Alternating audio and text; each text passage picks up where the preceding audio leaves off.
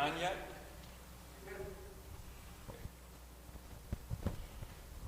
Well, good evening, and thank you for everyone for showing up tonight. We have a great program for you, and we're going to have a lot of fun and some great history. Before we get started, I'd like to talk about some coming events here in the month of September. On Saturday, September 19th at 7 p.m., we're going to have a virtual concert with Peter Alden and the Corvairs, and they're going to perform Elvis. They're going to do a great job with Elvis because this will be his 8th appearance here at the courthouse, and he's always done a great show. What's very different about this show is it's two ways. It's going to be a virtual concert. In other words, you can go online, and for $10 you can watch it live at 7 p.m. September 19th, or you can watch it anytime after in the comfort of your homes. So we're looking forward to that. If you wanted to come in like we're doing here, we're going to have approximately 30 seats available, and he has graciously said, Mr. Peter Alden and the Corvairs is going to give away a special CD as part of the ticket. And the tickets are $30, but the CD is $15, so it's already half off. So, I mean, it's a great deal. And not to be outdone, he's going to do an autograph picture, not with me, but with himself, and we'll pass that on to everybody. So it's going to be a great deal there. And again, if you can do it, great. If not, you can watch it online.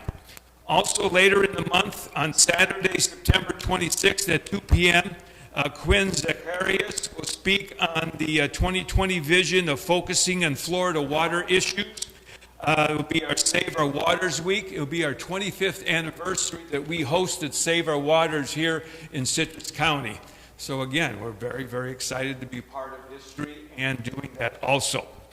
And before I go into our program, I want to be able to thank Mr. Kevin Minns for all his technical support and for helping us set up tonight. Again, thank you, Kevin. We appreciate it. Okay, tonight we have a gentleman, Mr. Sean Norman, who is the acting director of Gulf Archaeological Research Institute. He specializes in geoarchaeological of coupled human-natural ecosystems. I'll let him explain what that means when he talks. He also got a master's in applied anthropology from the University of South Florida. He's got a graduate certificate in GIS, or Geographic Information Systems, and a bachelor in history from Columbus State University. I give you tonight our main speaker, Mr. Sean Norman.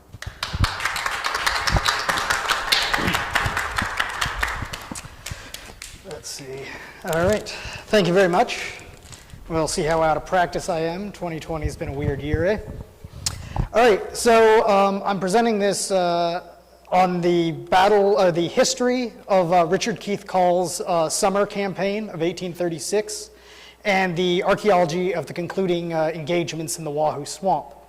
So I'm presenting this on behalf of my colleagues at the Gulf Archaeology Research Institute. The project consisted of Jonathan Dean, Gary Ellis, Ken Nash, and myself working on it.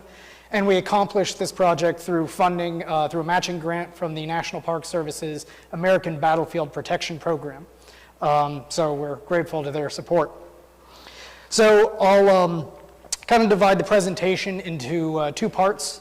I'll do the first half will be the history of Call's campaign, and then the second half will get into some of the archaeology and some of the interpretations of the last battle itself. So by April 4th, Richard Keith Call becomes the official territorial governor, the new territorial governor of Florida. By this point, the Second Seminole War has been going on for a little over 4 months. And they're in the middle of their third offensive focused on the Cove of the Withlacoochee. Now, Call has been involved, before territorial governor, with the war. He is a good friend of Andrew Jackson's. He served as one of his staff officers in the First Creek War, as well as the invasion of Spanish Florida, which is part of the First Seminole War. 20 years later, he served at one of the initial engagements of the Second Seminole War at the First Battle of the Withlacoochee. where he commanded the Florida militia. However, his side of the battle was largely, as spectators, as a majority of the action took place on the south side of the river, and basically he was trying to reestablish his reputation after that. So about the time that he takes over as governor, like I said, Winfield Scott is closing down his three-pronged campaign to send 3 different armies converging into the Cove of the Withlacoochee. Now, the Cove of the Withlacoochee is basically the middle section of the Withlacoochee River where the landscape devolves into a series of lakes, especially on the west side of the river. The east side is a series of sloughs, swamps, and marshes that we will call the Wahoo Swamp. So everyone here probably knows where the Cove of the Withlacoochee is, but for those of you watching online, we're here in Inverness, Florida, which is basically the heart of the Cove of the Withlacoochee. So even though Cull really hasn't done a lot to successfully remove the Seminole from their strongholds in the Cove of the Withlacoochee, by the end of April, he's ready to put the war on hold. Part of this is because you have what is later referred to as the sickly season, where Florida is really hot, it's rainy, it has lots of bugs, and diseases rampant. So basically, it becomes exceedingly difficult to keep your troops healthy and then to be moving men and supplies throughout the area. So it just becomes much more difficult for a war that's already been difficult during the winter months. In addition to that, Winfield Scott is also a major general and the commander of the Eastern War Department. So he has a lot of other issues going on in the rest of the United States. Part of that includes the removal of other Native American tribes, including the Cherokee and the Creek. In the spring of 1836, resistance among the Creek is particularly strong, and Cull is getting more and more pressure on him to do something about that, to the point to where, even though he's commander of the entire department, he basically withdraws as commander of the war in Florida and places that on the next in line, who's the quartermaster general, Major General Thomas Sidney Jessup. However, Jessup has already been deployed to Alabama to deal with the Creek problem. So while he intends on coming down to Florida until he's finished with his other obligations, basically Florida isn't going to have a commander. On the other hand, that doesn't make Cull happy. So Cull, even before he was governor, was ready to execute this war and try to finish it as quickly as possible. However, this lull in the war is going to slow it down, and now that he's governor, he's got even more impetus to do something about that. So he basically starts petitioning the War Department, asking for permission to continue executing the war. And eventually, in May, he's finally given permission. However, Scott has already well into his process of essentially dismantling the war. So these here represent the forts that were established during Scott's campaign. The ones in blue represent forts that were constructed at the very beginning of, or before the war, and the ones in yellow represent the 2 temporary ones. The one on the north is nearby Fort Cooper. One in the south is Fort Alabama on the Hillsborough River, both of which will be dismantled by the end of April. So, and one by one, all of these outposts are slowly evacuated, to where by the end of June, all but the northernmost one, which is Fort Defiance in present-day Micanopy, are empty. So Major Pierce at Micanopy has one small unit of U.S. regulars, less than 200 men, and he basically is trying to fend off the entire area north of the Seminole Reservation, or what was previously the Seminole Reservation. So Cull has 2 problems. He has no troops, and all the supply depots have already been taken down.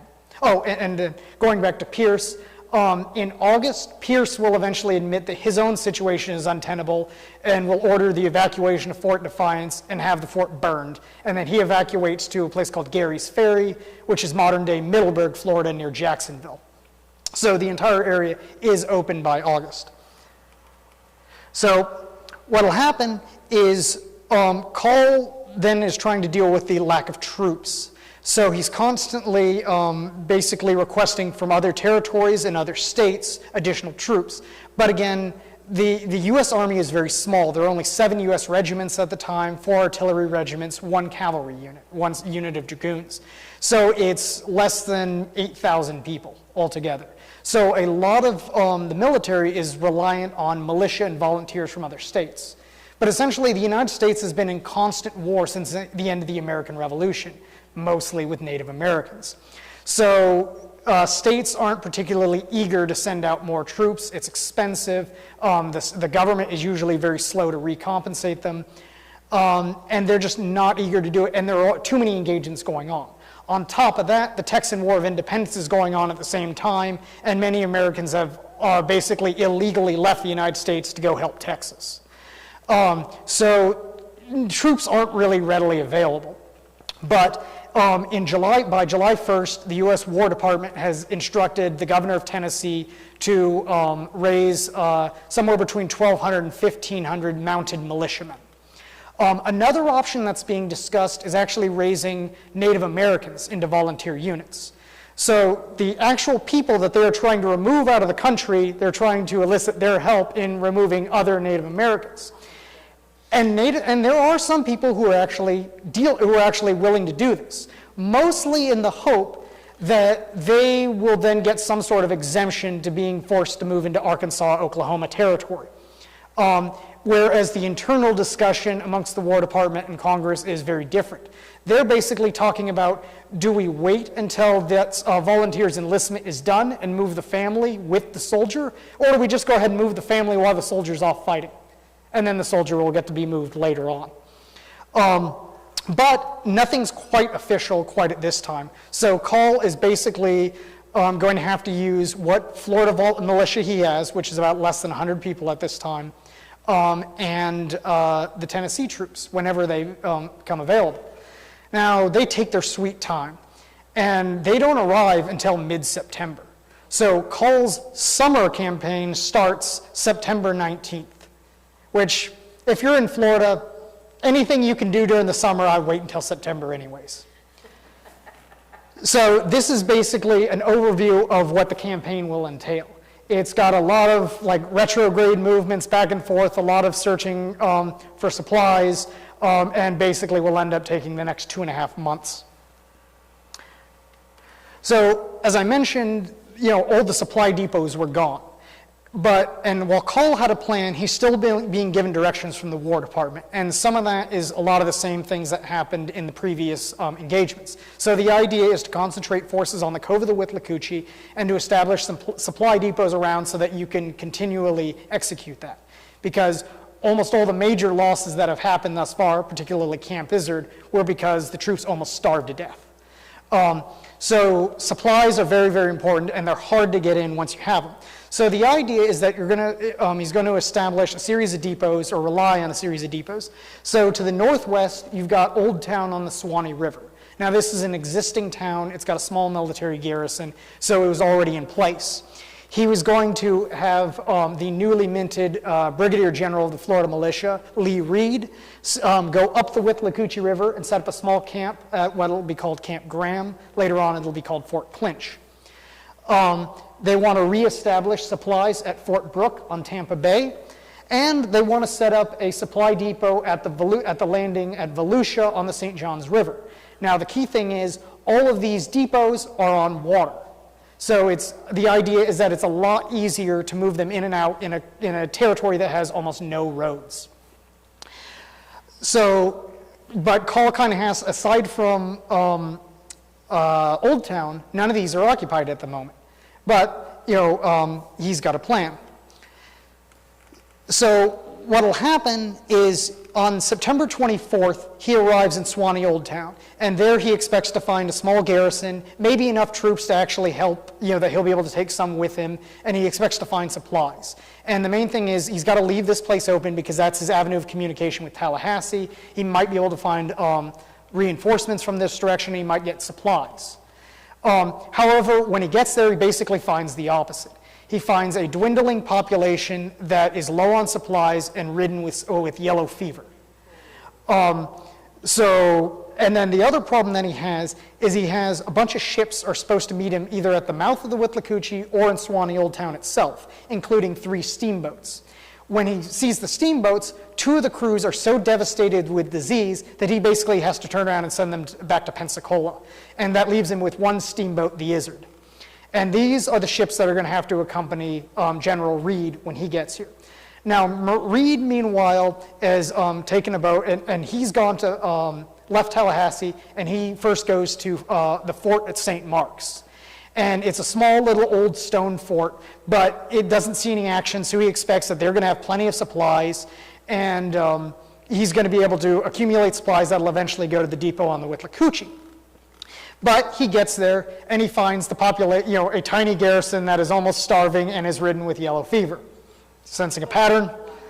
And so basically that's the way a lot of the rest of this campaign is going to go. So he literally, instead of resupplying, literally has to evacuate the handful of men still there and take them to Swanee Old Town just so they don't die. So it's kind of a bad start. So on September 29th, Call is finally ready to set out. So he sends General Reed with Florida volunteers, and then this little small flotilla of ships, or at least what's left of it, and they're going to go down the coast and then come up somewhere up on the mouth of the Withlacoochee and then set up this camp. Meanwhile, Call's going to head southeast towards Fort Drane. The problem is Call spent 5 days in Swanee Old Town. So he's now a week and a half out of Tallahassee. He's used all those supplies, really wasn't able to recruit many supplies in Swanee Old Town, and now his men have been exposed to yellow fever. When he sends the troops back to Pensacola, or the ships back to Pensacola, he sends 50 Tennesseans with them. And then as soon as he leaves Swanee Old Town, they start having problems with horses dying, more people getting sick, and desertion. So, he slowly heads out. Now, Fort Drane was a fort that was built just before the start of the war on the plantation of, at the time, the commander in Florida, Duncan Clinch. It was his plantation, Lang Syne. And so essentially it's a fort to guard his own farm.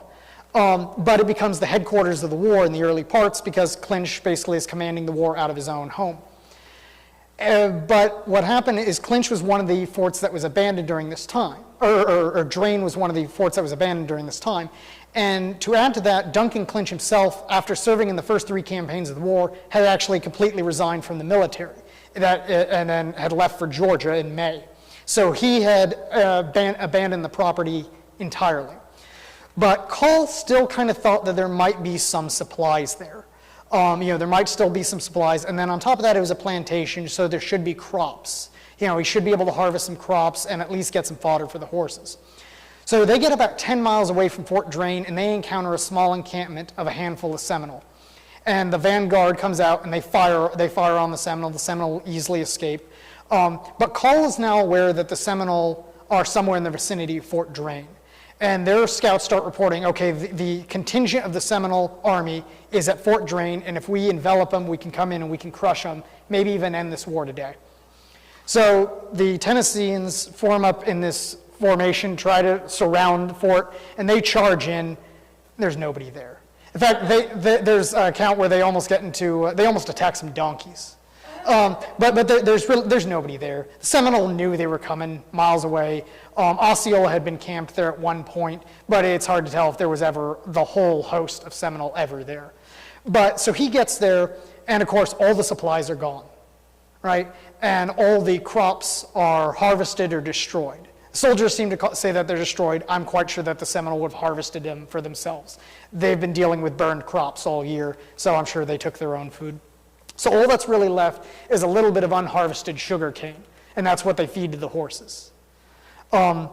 So Call sits at Drane and then sends out a dispatch to Gary's Ferry, where he asks for the now Lieutenant Colonel Pierce to bring his regulars down, and Pierce does so. So on October 8th, Pierce arrives. And he has around 150 to 200 U.S. regulars with him, and he brings another 7 days worth of rations. So Call can actually finally get this started in earnest. So on October 10th, they head out and they start marching south for the Withlacoochee River, generally in the proximity of where Duncan Clinch and Edmund Gaines had fought their battles.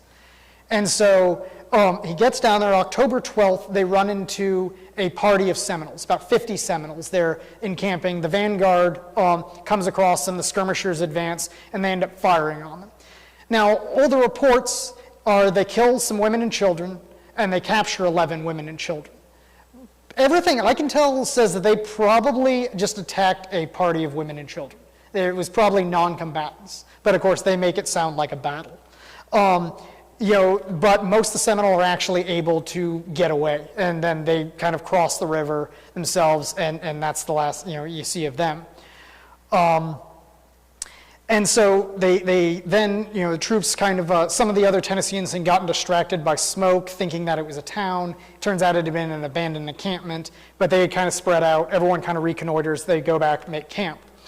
So on October 13th in the morning, they approach the Withlacoochee River itself. And they find that all the rain, the rain that's coming, because they missed the rainy season only to go into the hurricane season, basically. And so the river is swollen, it's flooded, and it's moving very, very fast. Estimates that this crossing is over 220 yards wide. On top of that, the Seminoles are on the south bank and taking occasional pot shots at them. Now, at 220 yards, that's pretty close to maximum effective range of these muskets, so they're basically just letting them know, hey, we see you. So they try to send different units to different areas, seeing if they can find other fording spots. They try to do diversionary attacks to keep the Seminoles occupied while they try to cross, but each of them is completely untenable. They just can't make it happen.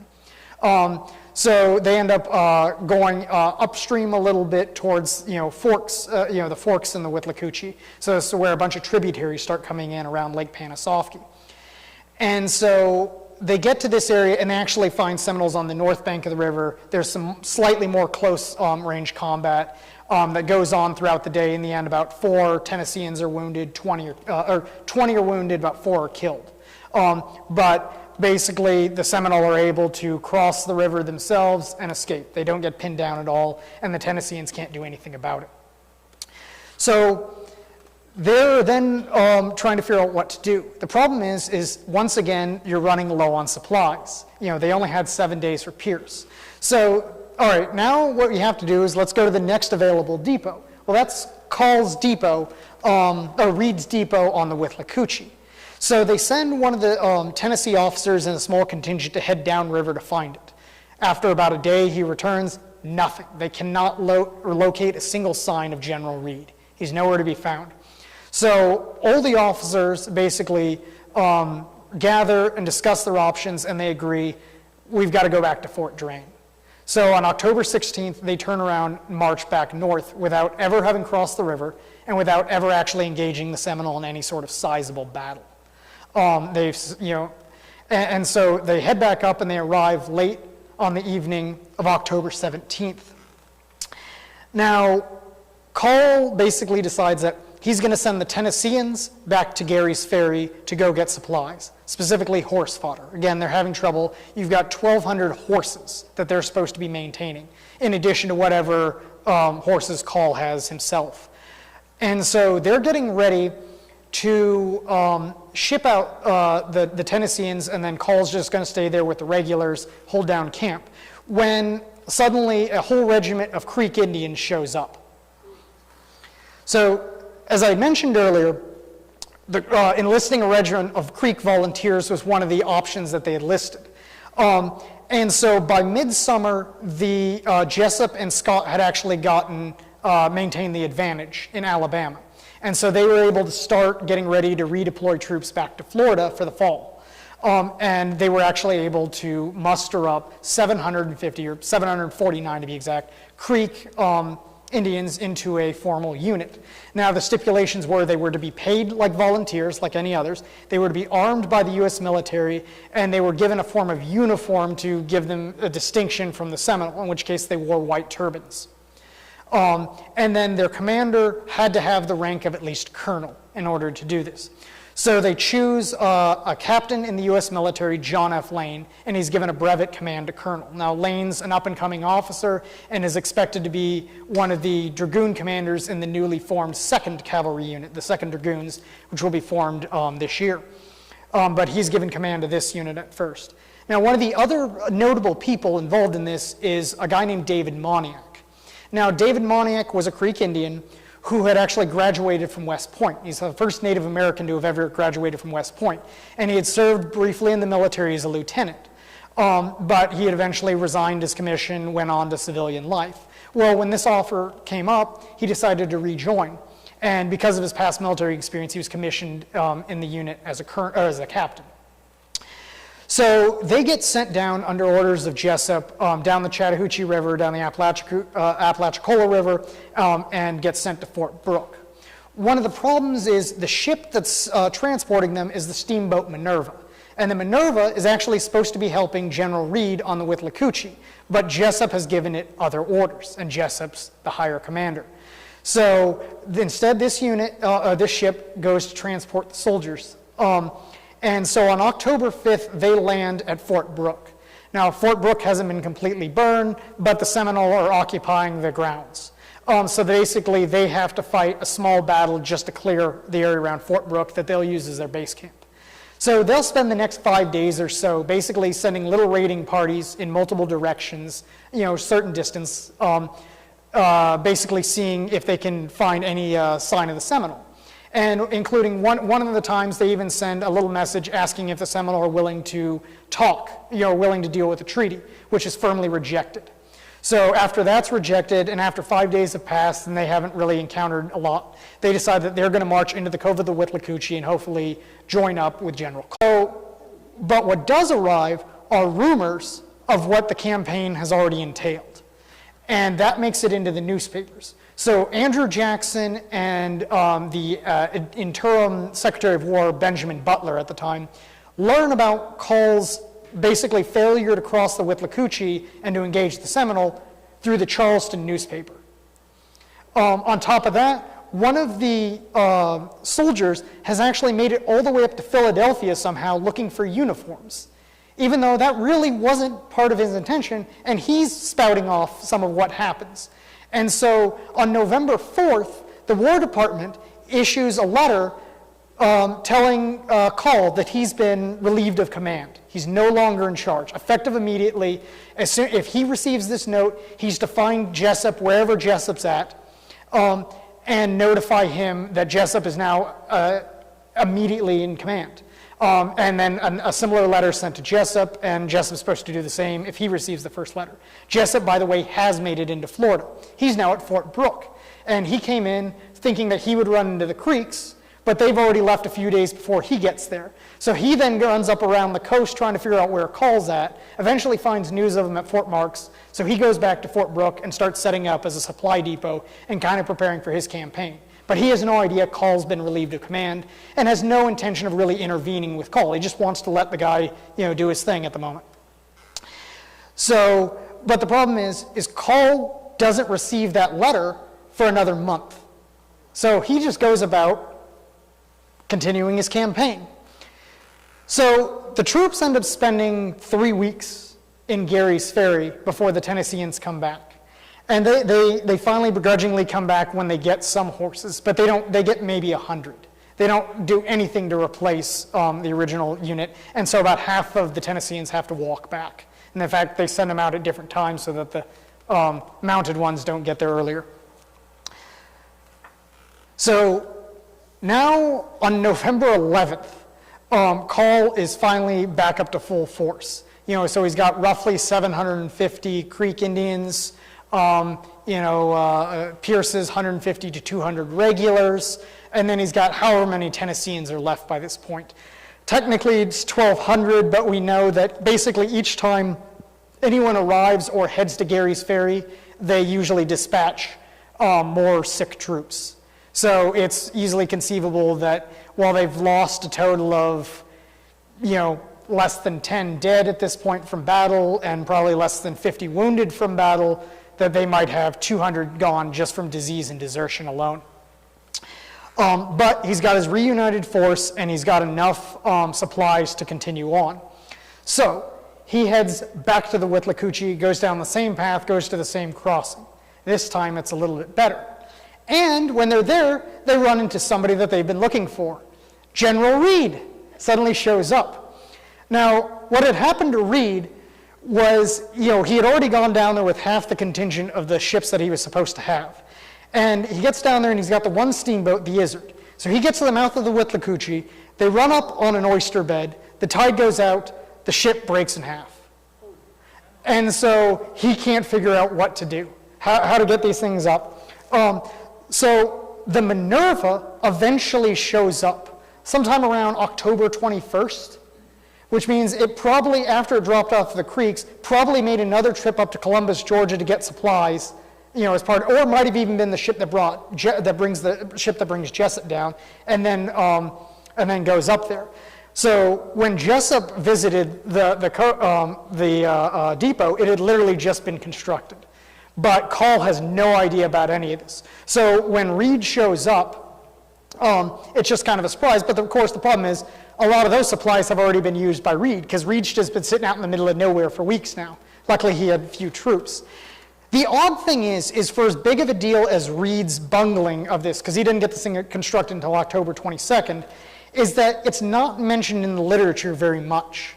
There's only one other time where Reed is mentioned at the Battle of Wahoo Swamp. Otherwise, I would have completely forgotten that he had rejoined the unit. And again, he is such a small command, just like 70 or so Florida militia. So that's not very, not a terribly large force anyways. So they get down to the crossing, and this time the conditions are much better. They see that they can cross. However, there are no Seminole in the area. They send units to cross both sides. They go back and forth, and nothing. What happens is units on the north side of the river going upstream eventually encounter a couple of abandoned Seminole villages. They burn those down, and they find one old black Seminole man just sitting there. And he tells them that the Seminole have gone to the Wahoo Swamp. So what Call wants to do is he's like, all right, I know where they're at, and he wants to envelop them. So he'll send Colonel Pierce with the Creeks and his regulars on the south side of the river, south and west side of the Withlacoochee River, and they're supposed to basically cross at some point and then head north and meet him around the site of Dade's Battle, near present-day Bushnell.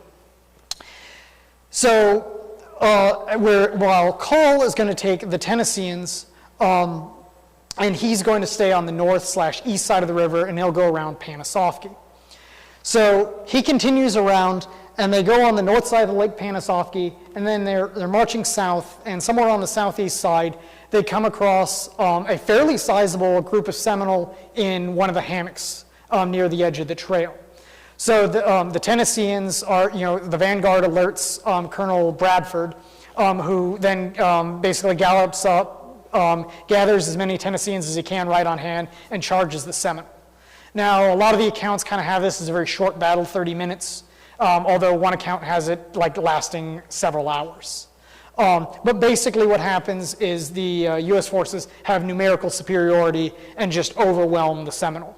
But they cut off pursuit, and the Seminole are able to basically evacuate towards the Wahoo Swamp. So they regather after that, and they march about 4 miles farther to the south to make camp. On November 18th, they wake up, and then they start heading south, slightly southwest, and they find a pretty recently used trail. So they go to the trail, and the trail is leading closer and closer to the edge of the hammocks that mark the Wahoo Swamp. And they start marching farther south, and they come to an opening in the trees, and they come across a Seminole village. But the Seminole village is already on fire when they get there. Now, they have no idea what's going on. But they're like, all right, well, this is an opportunity. So they form into kind of a V formation, 2 lines, and they're going to try to squeeze the village. But they get to the village, and the village is empty. Now, about that time, and this is the other mention where General Reed actually comes in, about that time, General Reed comes riding up to tell them, hey, the Seminole are in the tree line. When he does that, you hear a gunshot from either side of the Seminole line, which is about a mile long. And they just open fire on the American forces standing out there in the open in battle lines. So the American lines kind of form up parallel with the hammock, and they just drop to the ground. And they start trying to fire from the prone position. And they exchange fire for a few volleys this way before basically the Tennesseans understand that they're not in a good place. So they basically have to rise up, and they charge the hammock.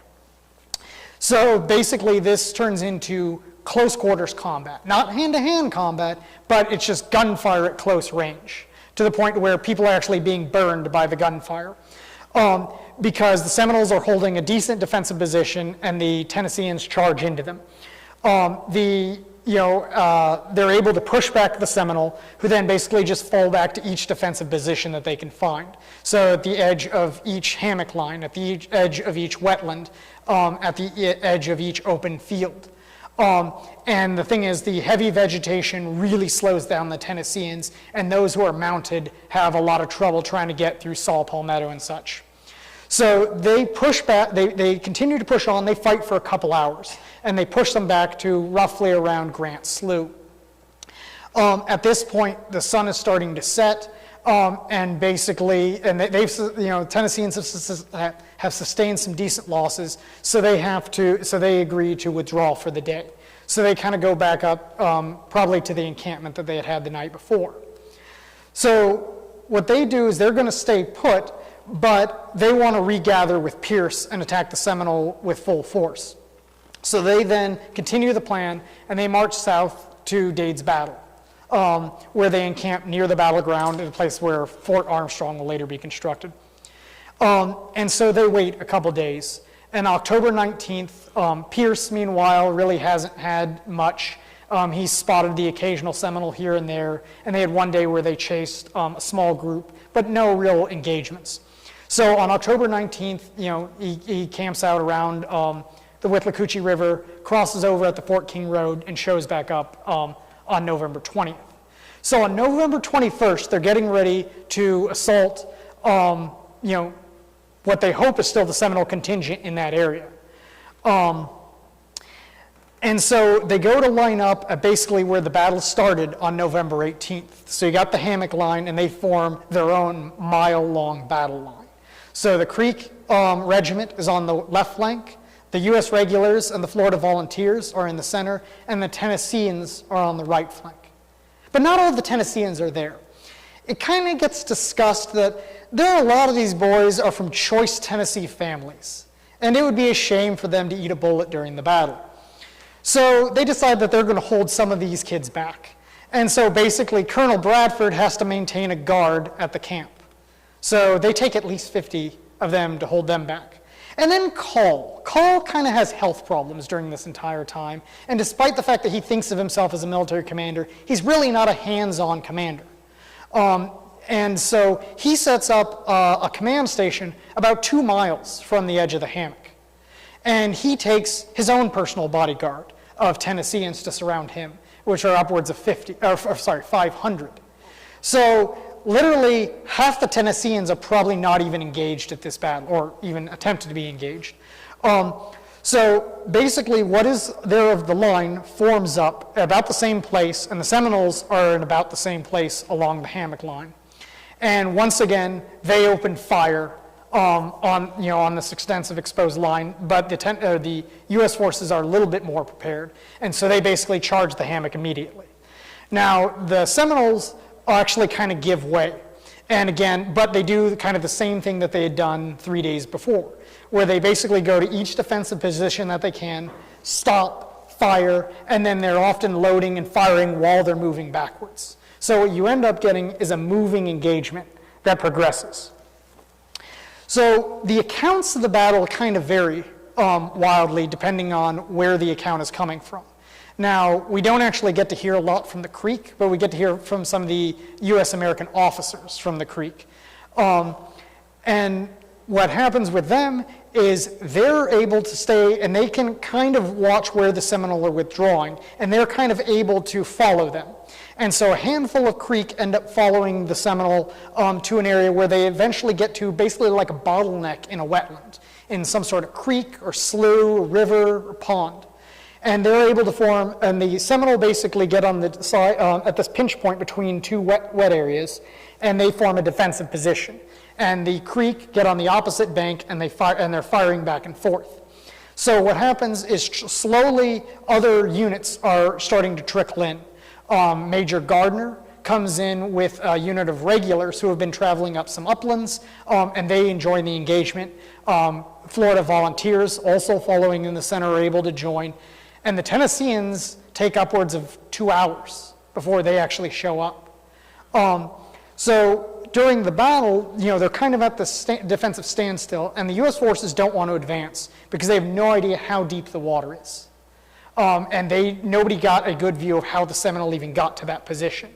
They just know that they're basically surrounded by water and they don't know how to get to it. So Major Moniac volunteers to try to ascertain the depth of the water. He gets into the water and he's shot down. So nobody else tries to cross. Instead, they just kind of sit there and they just fire at them, exchange fire for a while. And eventually all the officers kind of gather and talk, and they just call it a day. It's now been several hours. They didn't really get started in earnest till the afternoon, and they've now marched, presumably, several miles from camp. So they go ahead and withdraw. They go back to the camp at Dade's battlefield, but once again, they're basically out of supplies. At least this time, one of the supplies that they're out of is ammunition. But they're also out of food. So the plan is they're going to pack up and they're going to head to their other encampment at Volusia. Actually, I don't think I have a graphic for. They're going to head back to Volusia. Now, Call has already sent some of the Tennesseans back to Gary's Ferry to ensure that supplies would be waiting for him at Volusia, and that does happen. But about the time that Call gets outside of Volusia, he's greeted by a messenger who informs him, "You've been fired." So basically, but Call's kind of in poor health and eventually sends his response back, including a copy of his October 18th report when he finds out that was never received. So Call basically is defending himself against the U.S. War Department, and his relationship with Andrew Jackson's in tatters. But none of this involves the Wahoo Swamp. Everything that he's being blamed for is his inability to cross the river and his inability to keep his troops properly supplied, and the retrograde movement, the fact that he basically retreated. And so what he did at the Wahoo Swamp is completely irrelevant to saving his job or his honor. That'll come later on. But, so Call will slowly make his way to Jacksonville, and then from there eventually Tallahassee. Now, the news of the Battle of Wahoo Swamp has reached the public, and he's basically greeted outside the city of Tallahassee with a parade. And he's marched into the city where speeches are given, and the newspaper agrees that the War Department's been way too hard on him. But while Call's days of military command are over, he still has 3 more years as territorial governor during, in an active war zone. And then Jessup comes in and starts implementing his campaign. But that's another story. So here's a historic drawing of the Wahoo Swamp. Don't try to read any of this. It's upside down because the map was drawn with south being towards the top of the page. And, that bugs the living heck out of me. So, it makes more sense having north to the top, even if you can't read it. But you've got the 2 circles show the November 18th and November 21st engagement. Although the battlefields probably overlap, the key feature being that pinch point where the battle ends. So that's kind of what's represented here. So now getting into the archaeology of the project. The point of this is to kind of assemble all the historical knowledge that's been basically all the primary documents, all the information that's been gathered on this topic. And so to have it all in one place, because this is a lot of snippets from correspondence between the federal government and military officers, journal or diaries and stuff like that. So while a lot of this information is known, it's not in one easy compiled place. And then on top of that, what we're trying to do is with the archaeology is maybe see if we can delineate the battlefield a little bit more, identify troop positions, and see if we can kind of ground truth some of these historical accounts with material culture.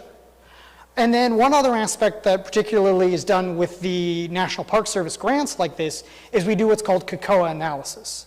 And KOCOA is basically what the modern military uses in terrain analysis. And it's the idea that you evaluate a battlefield on terms of the landscape itself. So you're looking at things like key terrain. What are the paths that they would have used to get in and out of the battlefield? What obstacles would they have had? What could they have used for cover? How much could they see from different points of the battlefield? And this idea is so that historians and archaeologists doing these grants kind of evaluate battlefields in a uniform fashion. There are some problems with this because we don't know if the people who were fighting these battles had all this information, which they didn't, and whether or not they even looked at the battles the same way. Probably not. But it keeps everything uniform and it produces fancy maps like this. For example, this is the Seminole perspective, highlighting some of the key terrain and some of their movements during the November 21st engagement. So, like I said, what we're trying to do is, the maps are very vague, the historical accounts are kind of iffy, because you have a lot of people who aren't from Florida, and they're not really describing the terrain well. For example, they misuse the term hammock a lot of times to basically refer to any hardwood forest instead of drier uplands. And then the thing is, they have weird descriptions of the series of swamps and sloughs that they're encountering. And so some of the reports suggest that Moniac is killed in the Withlacoochee River itself. Which, if you've seen the Withlacoochee River as you approach like Floral City, you know when you've hit the river. Granted, it's a little bit different today than it was then, but you have all kinds of issues with that. And then based on where somebody's at, definitely tells you what went on. For example, the Tennesseans don't really have any action in their reports, but some of them still mention the pinch point, because that's the main, even if they never even saw the pinch point, that's still what they describe in their accounts. So what we're trying to do is figure out where, and then you get other things like vegetation, you've got saw palmetto, you're getting swamps and all that, and then one person even mentions plants that cut like knives, so basically sawgrass. So you're getting all these different areas that they're encountering. So we're trying to figure out what's the landscape that matches this, that matches all these different accounts, and then matches with key features like this pinch point.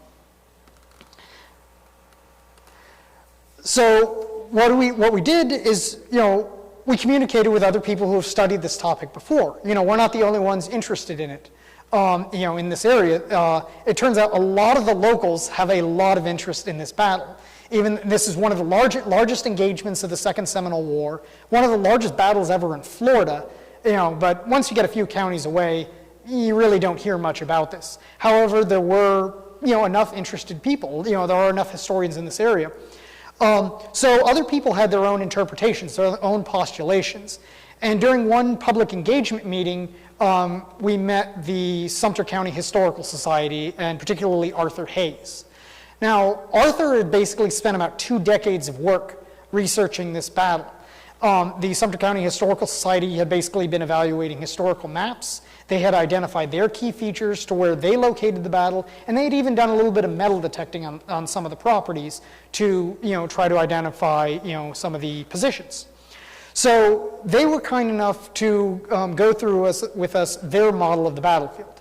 And the way they saw it was that there were a series of engagements followed by lulls that basically span from the edge of the Wahoo Swamp almost to the Withlacoochee River, but not quite in. So basically there would be 3 engagements. And here they're using Lieutenant Prince's 1837 map when he goes through the area the following spring. And he's noting some of the landscape that he knows. And Prince is by far the best person for maps during this war. Unfortunately, these are not his best maps. And so what happens is they determine that you've got these 3 battles going on. So we kind of map that out to what that would look like. So maybe an engagement around Grant Slough, an engagement at Battle Slough, and then a later on engagement somewhere around Spring Run or Gum Slough before you get to the Withlacoochee River. And this makes sense according to Prince's map. Problem is it's a very long distance to have marched and then to retreat all the way back. So we had another model which was focusing on that pinch point. Now, a lot of times the model goes to Battle Slough, hence why we call it Battle Slough to these days. But this was a historian, local historian, maybe some of you know him, Jesse Marshall. I recommend you bring him in to talk about the Seminole Wars if you get a chance. So Jesse is just an absolute wealth of information. Apparently all he does is read. So I can always talk to him, and he's always got good information, good insight. And so basically his experiences, he had looked at that one pinch point and determined where on the physiographic landscape matches, at least to his eye. So he actually picked an area, a set of wetlands northeast of Battle Slough, away from Battle Slough, and had thought that this was, where the concluding action took place. And he had mentioned that he's been involved in reenacting for decades, that years ago he encountered a man who had supposedly was selling musket balls from the Battle of Wahoo Swamp. And the way he had sounded was that this guy had found musket balls from this upland area near this wetland pinch.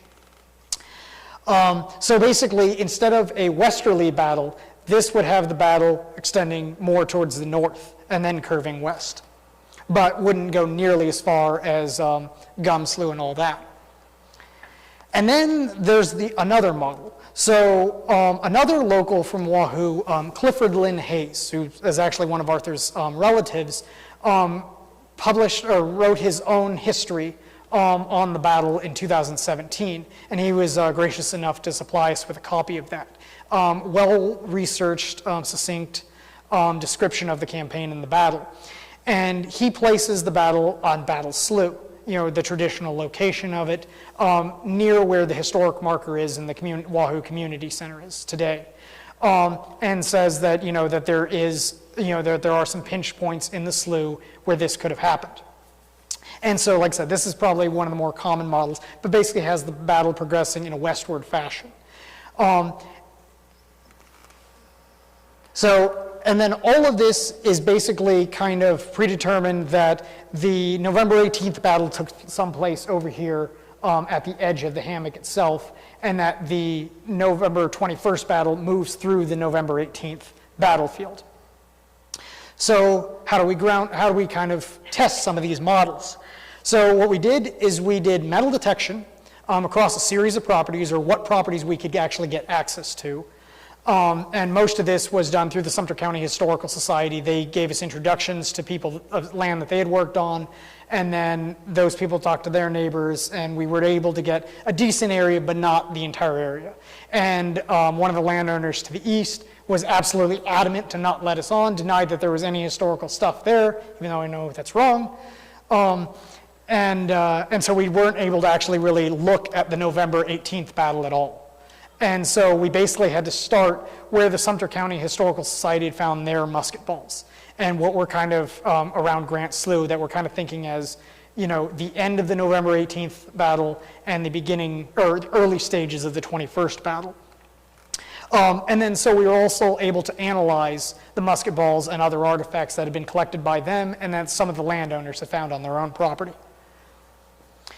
So this doesn't show the entire area that had been metal detected, but if you notice, there's kind of like a square with high density. Now, we didn't find all those. That also accounts for the ones that Sumter County Historical Society had found. But, so it's not necessarily that shape down in that lower square, but it was that density, that frequency of artifacts. So that was by far the densest assemblage of any musket balls that we found. So that suggested that either the fight at Grant Slough was particularly heated, compared to the rest of the battle, or that it was in fact maybe the site of two overlapping portions of two battles. So then we started testing to the north and to the west to see basically if we could follow the troops along the path. Now, to the west and to the southwest, that number kind of dropped off. We'd find a couple musket balls here and there as we approached Battle Slough, but we didn't find any high density. And then to the north, as we went up the peninsula, up the landform, we found a moderate density of musket balls, lead shot, as we went up there. But what happened is at a wetland break, before we got to the area with the two ponds that were listed in Model 2, the bullets stopped. So was that wetland actually the pinch point? Could be. Doesn't look completely like two lakes, but it could be, and the drawings are pretty abstract. Or was there something else going on? Did we not encounter it? But with the musket balls that we did find, or that we were able to analyze, this is what we had. So we kind of divide them into three classes based on their size. Now, the key thing is to remember is that caliber, a musket ball diameter is not the same as musket caliber. The caliber is the interior bore of the barrel, and whereas the ball is a smaller diameter. because it does have to be rammed in, and then as you fire off the gun, you're slowly contaminating the inside of the barrel with powder, and it's slowly getting smaller and smaller. So the more and more you fire a gun, the more and more you will have to ram home musket balls, which is kind of a problem because the Seminoles don't tend to use ramrods. They are actually known for kind of spitting into their bullets into the barrel of the gun, and then they slam the stock of the gun on the ground to ram it home. It's a little bit faster, but not always efficient. And then what we're trying to do is we're trying to look at the musket balls to kind of determine who is where. So the U.S. forces would have been using mostly Model 1816 or variant Springfield or Harper's Ferry muskets. So 69 caliber, decent sized ball. The balls would be about 6.5 or 6.4, 0.65 inches, 0.64 inches. Whereas the Seminole would be using a whole array. They would be using older colonial muskets that the British and Spanish had either given them or that they had taken. They would have been using weapons that they had had because the Seminole used to be Creek. So they might be passing down guns through families. And then on top of that, they might be using their own personal hunting weapons, which tend to be smaller, balls, but they're rifled guns so that you can shoot birds and stuff. If you were to shoot like a pheasant with a 69 caliber ball, you just blow the thing, to pieces. So usually if we see larger musket balls or the ones around 0.64, 0.65, we attribute that to U.S. military. Anything smaller or odd sizes, usually with the Seminole, although we know the Seminole can, use anything. So basically this is kind of the division that we had. Oh, and then the smaller shot is the loads that the U.S. troops are firing are buck and ball. So they've got one musket ball, and I believe it's 3 or 4 pieces of buckshot in with it. So they're not firing one round, they're firing 3 or 4, or 4 or 5 at a time. So that's a lot of lead that they're putting out. So kind of looking at these, and then one other classification that we do is we'll look at either fired or unfired, or sometimes called dropped or fired shot, or impacted or unimpacted. And that's the idea that if you find a ball that hasn't been fired, so it doesn't have any surface flattening, any damage or anything like that, that's presumably where people are dropping shot and represents a shooter's position. Whereas if you're getting an area with a lot of impacted shot, that was a target. So normally if you were studying something like the Civil War, you would see battle lines. And you would be able to kind of look at the ammunition. If you were to go to, say, Syria, you might see AK-47 shells on one side and, 226 shells or whatever the other side were using. However, since this is a moving battle, that all blurs across the landscape. You don't get nice, clean lines. And so you're kind of trying to figure this out as you go. But, here we see different examples of what we have. So on the left side, third from the top, you've got that one is clearly flattened. So that's a good example of an impacted shot that hit something fairly hard, probably not a rock, not super hard, but fairly hard. If you look at the one just above that on the left side, you've got these little marks here. That's basically where a pig is chewed on musket balls. A lot of people mistake tooth marks as being human. Humans don't chew on musket balls even during surgery and stuff like that. It will break your teeth. You just chew on leather, a stick or something if you're going to get like your arm sawed off. Nobody ever chews on lead balls if they can help it. But animals like chewing on them, I guess, as like a sweet taste. And if you look, the one on the right, kind of hard to see, but there are little striations there. That's where something like a shrew or some other small rodent will chew on the musket balls. And this is actually pretty common. All right, so if you look at this really gray one here on the right, right in the middle, you'll notice it's kind of offset. So that is not spherical at all. And it's not that that's been a fired shot, it was that shot was botched when it was molded. So we find musket balls that will have little lines around them, and then sometimes will have a little round scar on the top. And that means somebody personally molded this musket ball. Whereas the U.S. Musket balls would have been, they would have been manufactured and put in cartridges before them, and the soldiers weren't doing that themselves unless they had some sort of weapon with them that would have had a weird caliber. So if they brought their own pistol or something like that, they might be doing this, but this is typically Seminole. And this bullet would not have been able to be used. This would have tore the barrel up. Now, one of the interesting things was we were able to find several pieces of smaller shot that had about the same offset. That probably wouldn't have worked, but it definitely showed that at least the same mold was being repeatedly used and making the same error on the same musket balls. Let's see. And then on this one, if you look third from the top on the right, you have that one has little faces. And then same thing on this bottom one here on the right, you see these little marks. So that is from rifling. And so rifling is when the barrel basically has grooves carved into it, and it was used to make things more accurate. It gives a spin on the ball. The US military only used smoothbore muskets. They were slightly faster to use, and even Winfield Scott during the Mexican War refused to use rifles. People who used rifles in that war tended to be people who funded their own units, including Jefferson Davis funded his own Mississippi Rifles unit during that war. But whereas the people who would have had rifled weapons would have been the Seminole, because again, they're using hunting weapons. You want a more accurate rifle, and a lot of times they were given trade guns, which were sometimes rifles, sometimes smoothbore. But anytime we see that, that usually is Seminole. And again, the marks are in there probably because the gun was becoming fouled and was getting smaller and smaller, and they were having to do more work to get the ball to go down, and it leaves these striations or marks in there. So speaking about Seminole weapons and going something beyond musket balls, we found a handful of other artifacts. And so we found one of the things we found in the dense area assemblage was this trigger guard. So I was trying to figure out, well, what does this trigger guard go to? So I was talking to Alexander McKenzie, who's the curator of the Springfield Armory. And at first, it has the general shape of like an M1816 musket, which is the common musket I would expect to see. And then he pointed out something obvious that I'd missed. That's made out of brass. All the things that are made in the Springfield or Harpers Ferry Armory are iron. So that's definitely not one of these muskets. And so what they were able to tell me is, and basically they had nothing in their museum. So he had to start consulting with his other colleagues, and he got back to me a few days later, and nobody had this same trigger guard in their collection.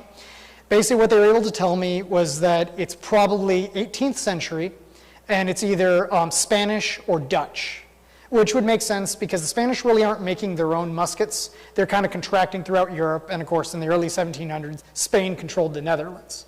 But what this suggests to me is that the Seminole are in fact using older guns, not just state-of-the-art rifles like we all sometimes hear in some of the Seminole war accounts, but they're using older colonial weapons, they're using military-grade weapons as well as civilian weapons. One way we can also tell that this is military grade is you'll see this hole in the side of it, and that's for a sling swivel. So basically that hole is to put a little metal piece to where a strap attaches to it with another bracket somewhere up on the stock closer to the muzzle. This doesn't come in civilian weapons. If you want to do this to your own weapon, you basically have to modify it yourself, and normally you put another attachment into the wood in front of the trigger guard rather than going into the trigger guard itself. So this suggests that this is probably colonial and military. One of the other bullets that I didn't point out, let's go on here. The one on the top left, again, in comparison, doesn't look any bigger, but that musket ball is a .7 inch. That is a massive thing to fire at a human being, or fire at anything. It's basically like having a quarter come at you. That would have been way too large for most of the normal weapons there. It would have been kind of consistent with something like a Brown Bess that the British used during the American Revolution and that the British would have used when they occupied Florida, and quite possibly one of the weapons that they would have been handing off to the Seminoles or the Creeks, hoping that they would make life hard for the Spanish when they had to give the land back to the Spanish. Again, more possibly 18th century, but older military muskets, not necessarily just small caliber rifles. So we found a few other artifacts in addition to that, that may or may not be related to the battle. A stirrup, but it's agricultural land. It still has donkeys and cows on it today. Could be that, but it is at least consistent with what we might expect to find at the time. We've got this letter B, could be a designation for one of the units there, but also just could have been from the farming that took place afterwards. Now, this thing in the middle below the B is a little brass rolled arrowhead called a Kaskaskia point. Now, these are interesting because they basically occur from the time that the Spanish first arrive in Florida, or first arrive in North America. Anytime they give out thin-walled copper or brass objects like buckets, the Native Americans usually start carving them up and making their own things out of them. Especially when things go bad, then they'll remodify objects. And so you see these things all the way from the mid-1500s up through about this time. At another project that we're working on now, Chucacheri, we ended up finding a bunch of these in a related site. So hopefully I'll be giving a presentation either before you guys or definitely for Historic Hernando Preservation Society, and we'll be doing a lot of discussion of Kaskaskia points. But that basically suggests that there was, it could be a prehistoric component, but that might also be Seminole that they probably would have used for hunting, not in warfare. They would have used arrowheads during the war. I've been told that that's how you teach children how to hunt, is you give them, both in the Creek and the Seminole, is you make them learn to bow hunt beforehand, so they actually learn to stalk. And then alternatively, you would have also used these during the war to not give away your position to troops nearby, and because as the war goes on, ammunition and powder become increasingly rare for the Seminole, and a big problem. So, anything they can use to save ammunition. Some of the other artifacts that were recovered by landowners, including this pipe that is definitely present at the period, and you could have found that either with the soldiers or the Seminole. They would have been trading, they would have been smoking. These pipes are very common on sites in this era. Got a little bit of brass banding, could be from the time, could be from early 20th century. And then there were several Native American, or prehistoric Native American sites there, which is another thing that we would expect because a lot of the trails that are being used would have been the same trails that the prehistoric Indians would have used. And the Seminoles have a tendency to reoccupy prehistoric sites for the same advantages. Proximity to fresh water, fairly well-drained ground. And so that's a good sign that there is potential for Seminole activity. Now, you see a lot more prehistoric sites than you see Seminole sites. Seminole were around in this section of Florida for 70, 80 years. On the other hand, prehistoric people were here for thousands. So they basically occupied everything at one point or another. But we, because we were looking for some of the prehistoric stuff, we knew that we could see some of it on the surface. Landowners had found it. We did some shovel testing on some of the property. So basically just little 50-centimeter holes. Since here the limestone's really high up, these things didn't go very deep, maybe 30 centimeters or something like that. And we uncovered some pottery like this. Now, the little crude striations going on here are what we called brushed pottery, Chattahoochee brushed or Seminole brushed pottery. And so while it looks like prehistoric stuff, this is what the Seminole would have used. This is what the Creek would have been using before that. So we did find some. Not a lot, not really enough to suggest that there was a big town or anything, but it does coincide with the model that the Sumter County Historical Society had come up with, that there were agricultural fields as part of Prince's map. So they would have basically been fighting near a Seminole village, but not through a Seminole village. This could have been the agricultural fields associated with that town that was burning. But we also know there were much larger Seminole villages in the vicinity, and so these could have been used for that. All right, so now I'll kind of tell you my interpretation, or our interpretation of the battle. And this is the map from the U.S. perspective on this. So basically, you had the full battle line that they formed up at the edge of the hammock, and then they charge into the hammock. So what happens is the Tennesseans start moving up, and they're kind of moving northwest. And the Seminole start to kind of divert some of the Tennesseans, and so they end up going off the land platform and end up going directly into a swamp. And they basically end up heading north and basically kind of remove themselves from the engagement altogether. Now, what they don't realize, if they travel far enough north, they will run into a Seminole village. However, it's quite possible they will also run into a unit of Seminole ready to defend that village. But they really don't know where they're at, and they just kind of get lost. The Creek end up heading west towards Battle Slough. And they probably scatter, and that's how they're kind of able from the highlands to see roughly where the Seminole are going. And however, it's quite possible that even part of the Creek actually over-pursued the battle and kind of, miss it and have to kind of backtrack to the northeast. Whereas the regulars end up going up that peninsula that we kind of highlighted, because some of the accounts, like Major Gardner, doesn't get wet at all. Supposedly his horse's hooves never even get wet during the engagement, while the Tennesseans are basically drowning. So they basically continue up the hammock, and then they continue up the upland and then curve over to the west, where eventually they can kind of hear the gunfire after the engagement's everywhere else over at the somewhere to the west at this pinch point, and then they slowly make their way at the edge of the uplands and continue on over that way.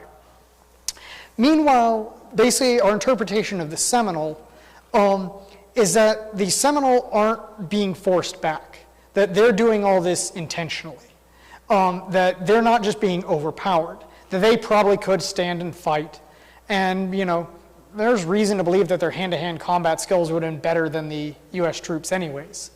But basically, they're intentionally using all of these defensive positions to slowly weaken Call's force. And then one of the other things that they're doing is they're intentionally shearing off units so that his unit is getting smaller and smaller. And that's what they do with the Tennesseans. And from the account, the two leaders in charge of this are Cloud and Jumper. Now, Jumper has a village nearby, so he has definite reason to defend this area. And Cloud's unit had actually sustained most of the losses on the first day. And apparently that battle had hit him hard, but of course all losses that the U.S. troops report in there are just guesses, because they don't ever know how many losses the Seminole have. But later on you do hear some accounts from Cloud and Jumper. And then it sounds like Jumper is basically laying in wait farther to the south or west, waiting for troops to come up that way, and it's quite possible that the Creek never make it that far. And so Jumper's unit basically sits on the edge of the battle and doesn't remain engaged. So Cloud bears the brunt of it. But when he gets that defensive position, it basically is insurmountable. And so we weren't really able to find evidence of that last stand, right? And there are a few reasons for that. We tried some of these, some of the areas, but we didn't have access to all of it. Metal detecting around wetlands is very difficult. You can properly, calibrate your machine once you're there, but you still have other problems. Metal detecting between cypresses, not the easiest. Metal detecting in the sawgrass is impossible. One thing is, if we were to do it, we might actually have to get wet next time. And instead of just sitting on the edge of the wetland, actually go further into it. We might have to figure out alternative methods for testing to look at those. And then, of course, we have other problems that we know artifact collectors have been out here in the past. Although it's still doubtful that they'd be able to collect so much that you wouldn't be able to see this one dense engagement. And then you have the other issue of basically as soon as the war ends, this place gets logged repeatedly. So you get Citrus County, you guys know quite a bit about cypress and cedar logging. And so that is just insanely destructive, especially with cypress. Dealing with that, just trying to get the machinery in and out of the swamps. So unfortunately, we weren't really able to completely confirm or deny any of the models. And we didn't even test the Gum Slough area for that's Sumter County. We didn't really go beyond Battle Slough just to time limitations and property access issues. But they had done a little bit of metal detecting. They weren't able to find anything associated with the battle either. But that means more work can be done in the future. So, kind of recommendations are, we can always do more archival work. There are a lot of battlefield reports that we would like to see. Like I said, I don't really get to hear General Reed's perspective on his thing. There are units that you hear about coming up and just disappear. Like there was supposed to be 50 U.S. regulars from the Florida Keys that were supposed to come up to help Reed. I don't know what happened to them. I don't know exactly how many ships were involved, and you hear different reports. And then there's always the chance that you'll stumble across a really nice map.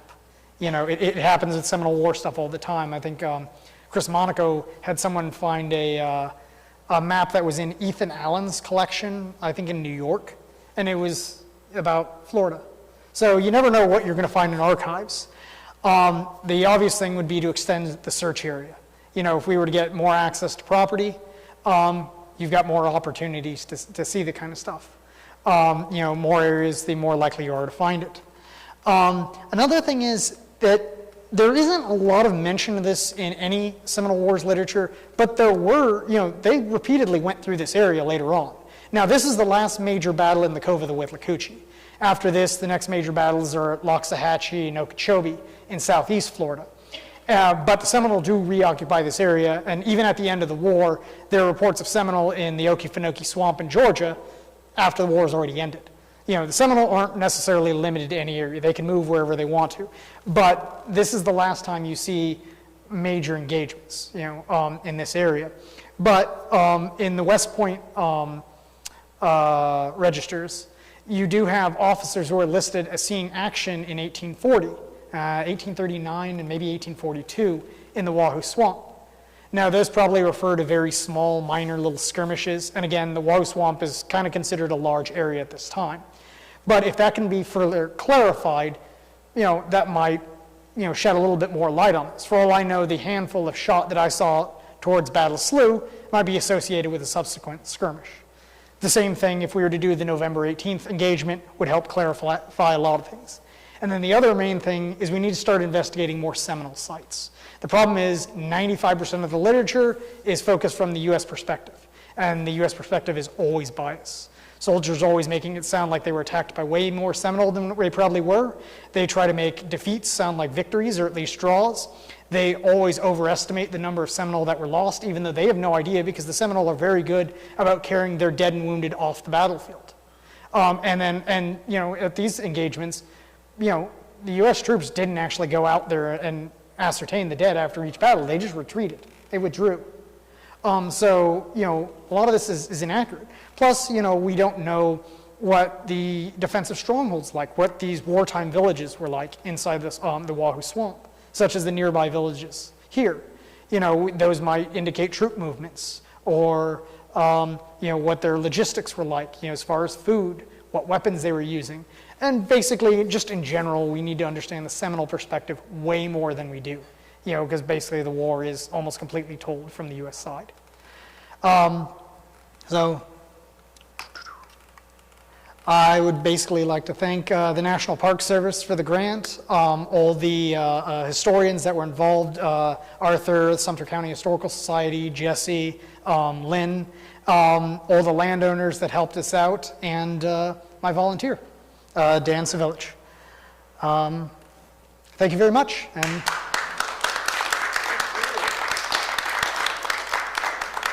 all right, that was pretty long, but if you guys have any questions? Wow. No, I thought it was outstanding, very informative, and you did a really good job of, bringing it along. So I really enjoyed it. Thank you. Yeah.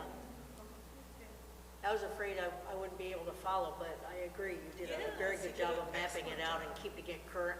First this happened, and then this, and then some. It's a lot going on. Yeah. And for me, I think I probably enjoy the history part of it a little bit more. Just a lot of the interesting stories, like how people are moving around at the same time. It's a lot to take in. Yeah. Yes, ma'am.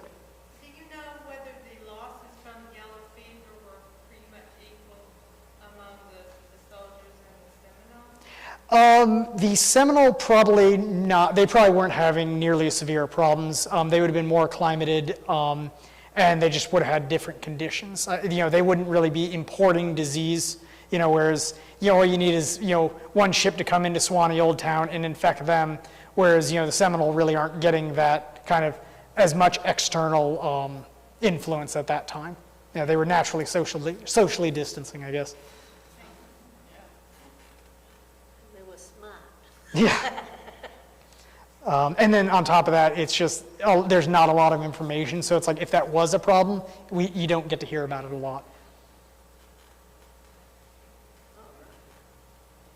All right? Thank you very much.